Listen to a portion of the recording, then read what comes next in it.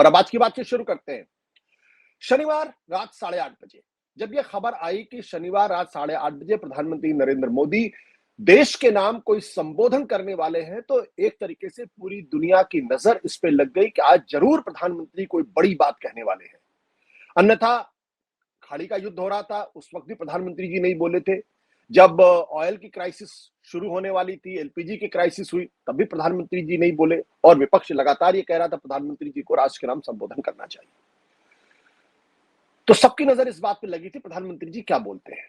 लेकिन 8:30 बजे रात को जब प्रधानमंत्री जी ने अपना संबोधन शुरू किया और अंत किया, तो लोगों को लगा कि इसकी क्या वाकई में जरूरत थी, क्योंकि प्रधानमंत्री जी ने लगभग वही बातें कही जो संसद के पटल पर महिला आरक्षण बिल के संदर्भ में बातें कही गई थी।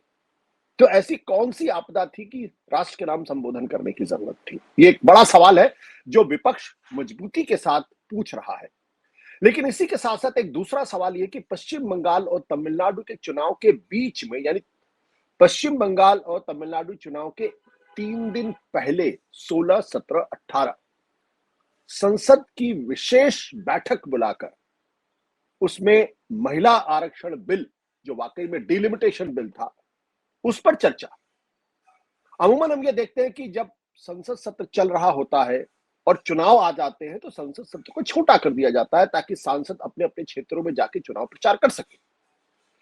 कम से कम मेरी जानकारी में ऐसा पहली बार हो रहा है जब चुनाव के इतने करीब आकर स्पेशल बैठक या विशेष बैठक बुलाई गई। तो महिला आरक्षण बिल या डिलिमिटेशन बिल इतना महत्वपूर्ण क्यों हो गया कि आकस्मिक तरीके से उस पर चर्चा की जरूरत पड़ी? और दुर्भाग्य कहिए या सौभाग्य कहिए कि बिल गिर गया, क्योंकि बिल को पास होने के लिए लोकसभा में 2/3 बहुमत और राज्यसभा में 2/3 बहुमत की जरूरत थी। लोकसभा में और राज्यसभा दोनों जगह सरकार के पास बहुमत नहीं था, 2/3 बहुमत नहीं था, तो लोकसभा में गिर गया और राज्यसभा में आया ही नहीं। तो दरअसल आज इसी मसले पर हम प्रभु जी से बातचीत करेंगे। अमूमन ये बातचीत हम शनिवार को करते हैं, लेकिन शनिवार को किसी कारण से हम बात नहीं कर पाए, तो आज हम संडे के दिन उनसे बातचीत कर रहे हैं। सर, आपका बहुत बहुत स्वागत है। आपको समझ में आया कि राष्ट्र के नाम संबोधन प्रधानमंत्री जी ने क्यों किया? भैया, आपने 2 सवाल उठाए जो वाजिब सवाल हैं कि क्या जरूरत थी करने की। और आपने ये भी कहा कि जब क्राइसिस होता है तब वो देश के नाम कोई संदेश देते नहीं, राष्ट्र के नाम पहली बार हुआ है। मैं आपको बता, ये उनका जो मैंने एनालिसिस किया अपने हिसाब से, ये 18वां उनका देश के नाम संशोधन था। और उसको एनालिसिस करेंगे तो आपको लगता है कि हर बार वो सीधा जनता के पास जाते हैं, अपनी बात पॉजिटिव तरीके से करें। उनका उद्देश्य सिर्फ यही है कि मैंने जो किया है, मेरी सरकार ने जो किया है, जो उनके मंत्री बार बार हर भाषण में कहते हैं मोदी सरकार, मोदी सरकार, मोदी सरकार, मोदी सरकार, तो उनको अपनी बात भी रिपीट करनी होती है कि उनको ये, आप मानेंगे ये बात, तो अच्छे वक्ता तो हैं, अच्छे स्टाइल से बोलते हैं, उनके मुकाबले में वक्ता कोई नहीं है। तो अपनी उस गुणवत्ता का, अपनी उस एसेट का कि मैं एक अच्छा ऑडिटर, उसका प्रयोग करना, वो जनता सीधा संपर्क करना चाहते हैं। जैसे मेहनत गांधी करती थी, हालांकि अच्छी वक्ता नहीं थी, वो भी हमेशा जनता के ऊपर, पार्टी के ऊपर की बात करती थी। 18वां इनका जो है, आप देखेंगे जो शुरू हुआ 2016 में सिलसिला, और उसके बाद उनके मन की बात शुरू की, उसके बाद कुछ और शुरू की। उनका उद्देश्य ये रहा कि मैं हमेशा कोई ऐसा प्रोग्राम बनाऊं जिससे देश के साथ जुड़ा रहा हूं डायरेक्ट। चाहे वो रोड शो करते हैं, किसी प्रधानमंत्री ने रोड शो नहीं की, तीनों कर लिए। तो एक उसका तरीका है कि जब भी कोई क्राइसिस हो जिसका मैं प्रयोग अपने, ही कन्वर्ट्स एडवर्सिटी इनटू अपॉर्चुनिटी, कि मेरे किसी ना किसी, जहां ऑपोजिशन को मैं अटैक कर सकता हूं वहां पर मैं अटैक करूं और उसके नाम, राष्ट्र के नाम संदेश करूं। जी 18वां था, पहला शुरू किया उन्होंने डीमोनेटाइजेशन के ऊपर। उसके बाद कोविड के दौरान, कैन यू बिलीव इट, 2020 के अंदर उन्होंने 8 बार देश के नाम संदेश दिया। 2021 में 4 बार दिया। तो जब उनके बाद ऑपरेशन सिंदूर आया, उसको पब्लिसाइड करने के लिए उन्होंने बिल्कुल दिया। 370 जब उन्होंने हटाई, उसके बाद राष्ट्र के नाम संदेश दिया। उसके बाद ऑपरेशन सिंदूर के बाद जब राम मंदिर की सुप्रीम कोर्ट की जजमेंट आई, उसके नाम राष्ट्र के नाम संदेश दिया। अब लास्ट जो दिया था, जीएसटी अबॉलिश कर दिया, देश के लोगों को कितना फायदा होगा, हमने बड़ा रेवोल्यूशनरी स्टेप उठा लिया, देश कम कर दिया। तो इसके पीछे एक पैटर्न दिखाई देता है। और ये भी जो कल किया उन्होंने, जो आपने भी बात की, जो बाकी अखबारों में भी कम लिखी, ये एक्चुअल ऑब्जेक्टिव इसका था डिलिमिटेशन करना, सीटें बढ़ा देना, और ताकि बाकी सरकार, बीजेपी को उसका फायदा हो जाए कि स्टेट्स में सीटें बढ़ जाएंगी, बाकी कम हो जाएंगी। क्योंकि 2023 का बिल तो लागू हो गया था उस दिन रात को, तो उसको कैसे खराब करते? उन्होंने उस दिन क्यों किया? जब इनको पता था कि करना चाहिए तो वो नहीं किया उन्होंने। तो इन्होंने इस सारे इशू को डिलिमिटेशन से हटा करके विमेन रिजर्वेशन बिल के ऊपर ले आए। क्यों? उनको लगता है ये पॉलिटिकल हमारे पास वेपन है कि कोई भी पार्टी इसका विरोध नहीं करेगी कि हमने विमेन रिप्रेजेंटेशन बिल को डिफीट कर दिया। सारे भाषण के दौरान सब नेताओं ने, बीजेपी ने हर जगह विमेन रिजर्वेशन का बात ही किया जी, और कोई बात नहीं किया। और कल अमित शाह जी ने भाषण दिया, उन्होंने 11-12 मुद्दे उठाए। जब मेरे को पता लग गया उसके बाद 11-12 मुद्दे उन्होंने कांग्रेस के ऊपर अटैक किए। एक किस्म सीधा ये अटैक था कि चुनाव के दौरान जो भी कहा जा सकता है, 11 मुद्दे गिना दिए उन्होंने। शुरू किया ऑपरेशन सिंदूर, उससे पहले हर जगह कांग्रेस ने विरोध किया, कांग्रेस ने विरोध किया, कांग्रेस ने विरोध किया, मोदी जी ने भी वही बात कही। तो मैं कहूंगा कि ये एक पॉलिटिकल जो लीडरशिप होती है ना, मैं उसका उनको क्रेडिट देना चाहता हूँ कि अगर जी, आप अपने दुश्मनों को मारने के लिए अपने साधनों का प्रयोग नहीं करेंगे तो आप अच्छे लीडर नहीं है। एक अच्छे काम से कर सकते हैं, एक अच्छे भाषण से कर सकते हैं। तो मोदी जी की बीजेपी मानती है वो अच्छे काम भी कर रहे हैं, और मोदी जी कहते हैं मैं अपनी बातों से क्यों नहीं कर सकता, मेरे पास साधन है, मैं प्रयोग करूंगा। आपने भी किया होगा, इमरजेंसी में किया, उसके बाद किया। तो जो आपने बात डीलिमिटेशन हटाने के लिए विमेन रिजर्वेशन को सामने कर करके उनका एक क्लियर पॉलिटिकल एजेंडा था कि ये बिल पास नहीं होगा। आप देख रहे थे जब चल रहा था, वोटिंग हुई थी, उस वक्त नॉर्मली ये कहा जाता है कि राज्यसभा के जितने लोग हैं वो हाउस से बाहर हो जाते हैं। कोई नहीं गए, वो मंत्री बैठे थे सारे राज्यसभा के उस वक्त। किसी ने नोट किया इस बात को? सारे के 8-9 जी, मंत्री जो राज्यसभा के मेंबर है वो राज्यसभा में बैठे हुए थे।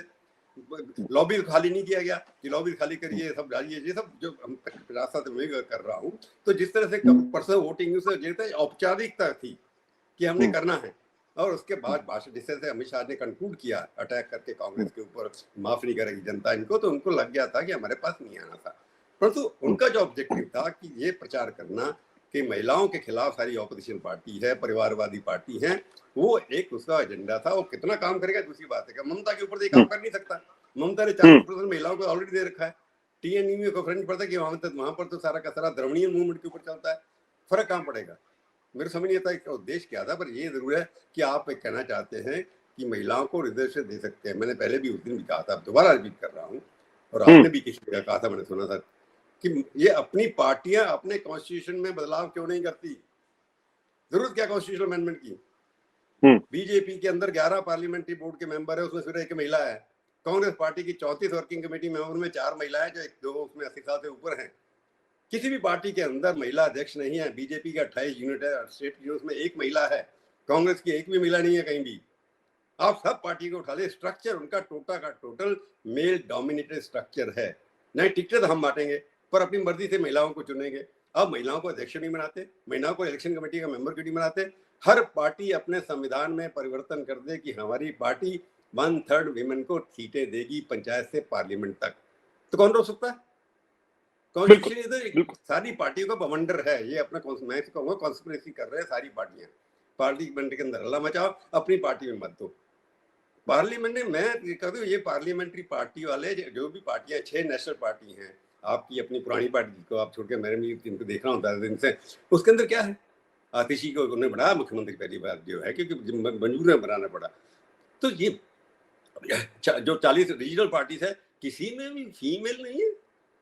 ये ढसकोतला, ये दिस इज शेयर अपॉर्चुनिज्म, जिसके अंदर पॉलिटिकल पार्टी संसद का दुरुपयोग कर रही हैं महिलाओं को बहकाने के लिए। उनको अपनी पार्टी के अंदर संशोधन करना चाहिए कि हमारी पार्टी के अंदर महिलाएं जो हैं 1/3। वो जनरल सेक्रेटरी कितनी है आपकी पार्टी में? किसी पार्टी में बता दीजिए।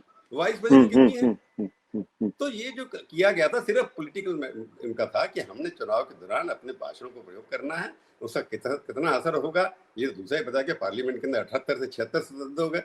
राज्यसभा में जब भी नॉमिनेशन किया आपने, कितनी महिलाएं नॉमिनेशन की? तो ये तो सामने स्पष्ट। अभी भी आपके एमएलए लड़ रहे हैं वेस्ट बंगाल के अंदर, तमिलनाडु के अंदर, हर पार्टी के महिलाएं गिन लीजिए। आप पार्लियामेंट की क्यों इंतजार करते हैं? 10% 8% से ज्यादा महिलाएं किसी पार्टी की नहीं लड़ रही। सिर्फ टीएमसी की पार्टियां की लड़ रही सारी की सारी एमएलए सबसे ज्यादा। बिल्कुल। और एक दिलचस्प बात सर ये भी है कि जब 2023 के बाद जब बिल पास हो गया, महिला आरक्षण बिल पास हो गया दोनों सदनों से बाकायदा, तो उसके पहले मोदी जी की कैबिनेट में 11 महिलाएं थी, और जब 2023 के बाद वो घट के 7 हो गई। यानी ये जो कमिटमेंट है, और अभी तक के इतिहास में कभी भी 10 से 12 से ज्यादा संख्या हुई नहीं।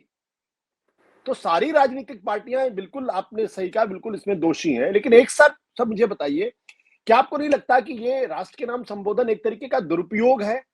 कि वो तो पब्लिक ब्रॉडकास्टर है, और चुनाव के बीच में आप अगर उसका इस्तेमाल करें तो क्यों ना माना जाए कि चुनाव आयोग की आचार संहिता का उल्लंघन है ये? मैं ये कहूंगा कि अगर आप दुरुपयोग तो नहीं कहूंगा, परंतु जो आपने बात उठाई है कि चुनाव के दौरान क्या इसका प्रयोग होना चाहिए कि नहीं होना चाहिए, ये एक फंडामेंटल इशू है। और हर पॉलिटिकल पार्टी को मॉरल रिस्पॉन्सिबिलिटी, और सीईसी की या चीफ इलेक्शन कमीशन की ये मॉरल रिस्पॉन्सिबिलिटी है कि ऐसा कोई इशू हमारे सत्ता के जितने जितने भी साधन हैं उसका प्रयोग पॉलिटिकल प्रोपेगेंडा के लिए नहीं किया जाए। ये उस कैटेगरी में तो आता है कि इलेक्शन के दौरान अगर आपने दुरुपयोग किया इसका, तो उसके ऊपर कोई ना कोई बात होनी चाहिए। आप दुरुपयोग करिए, प्रोपेगेंडा करिए, जो करिए। परंतु मैं देखता हूँ कि पहले भी किसी पार्टी ने, राजीव गांधी ने भाषण दिया था इलेक्शन के दौरान, मिसेस गांधी ने भी दिया था। ये लोग करते रहते हैं क्योंकि किसी ने जोर शोर मचाया नहीं। हम पत्रकार बताते रहेंगे, बाकी जब तक पॉलिटिकल पार्टी करेंगे नहीं और उसके बाद खुद करना करती हैं, तो मेरे को ये लगता है कि सीईसी के तो ऊपर बात मत करिए। सीईसी इस कंट्री में है नहीं, मेरे को पता नहीं है कि इलेक्शन कमीशन नाम की कोई चीज है कि नहीं है। तो जिस तरह से वो बिहेव कर रहे हैं, जिस तरह के भाषण देते हैं ज्ञानेंद्र कुमार जी, उनको ज्ञान की अपना ज्ञान दिखाना कि मेरे को ज्ञान बहुत है।